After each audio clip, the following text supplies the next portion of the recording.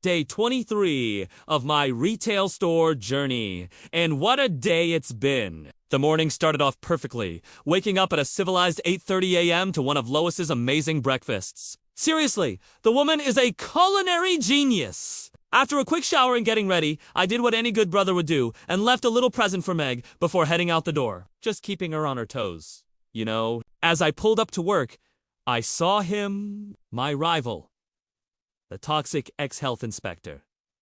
He was already there, looking smug. I heard he woke up at 7:30 a.m., and by 9:30, he was already serving customers. Word on the street is he has to get in about 8 customers every 30 minutes on only his second day. Ambitious. I'll give him that.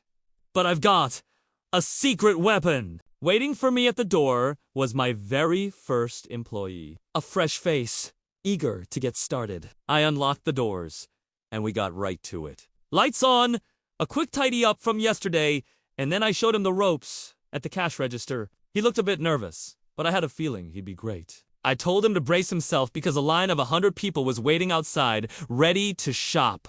The plan was simple: unleash a wave of 100 customers every 40 minutes. It's a bold strategy, but I knew I could handle the restocking while my new guy managed the checkout. I hoped he could keep up with the pace. It's sink or swim in the world of retail, my friend.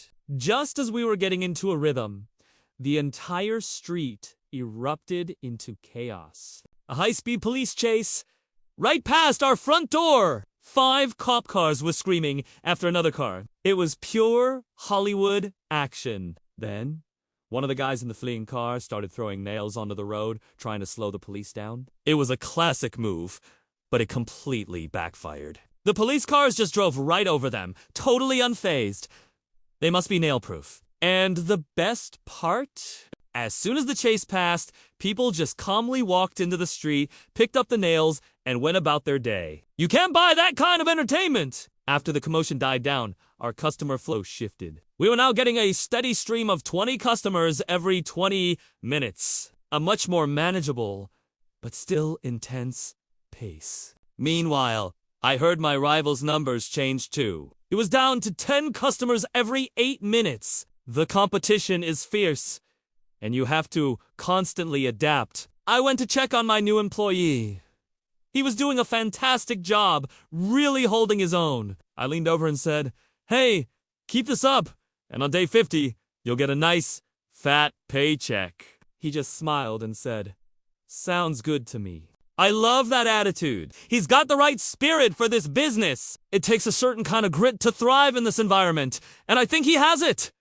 We make a good team. 4 hours flew by in a blur of stocking shelves, ringing up sales, and managing the constant flow of people. Time really does fly when you're building an empire. Soon, it was getting late, and the crowds started to thin out as everyone headed off to what they call home. It's a good reminder that not everyone has a house, but everyone is looking for a place to belong. At 9 p.m., it was officially closing time. I told the new guy he did a great job and that he should head home and get some rest. He earned it. After he left, it was just me and the quiet store. I walked over to the register, my heart pounding a little with anticipation, and began to count the day's earnings. The final tally: $200,000. Not bad for a day's work, right? The adrenaline from the day was still pumping. All the hard work, the chaos, the police chase, it was all worth it. I took a few minutes to tidy up, sweeping the floors and wiping down the counters. There's something satisfying about leaving the store clean and ready for the next day. I turned off the lights, the familiar clicks echoing in the empty space, and locked the front door, feeling a huge sense of accomplishment. The drive home was peaceful. The city lights were a blur as I thought about the day. When I walked in the door, the first thing I asked Lois was, "What's for dinner?" She just smiled and said, "Pizza." Perfect!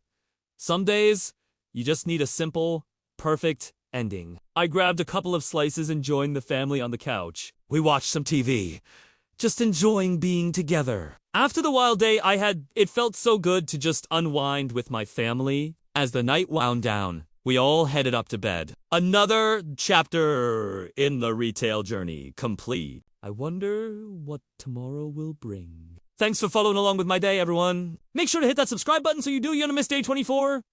You won't believe what happens next. Good night!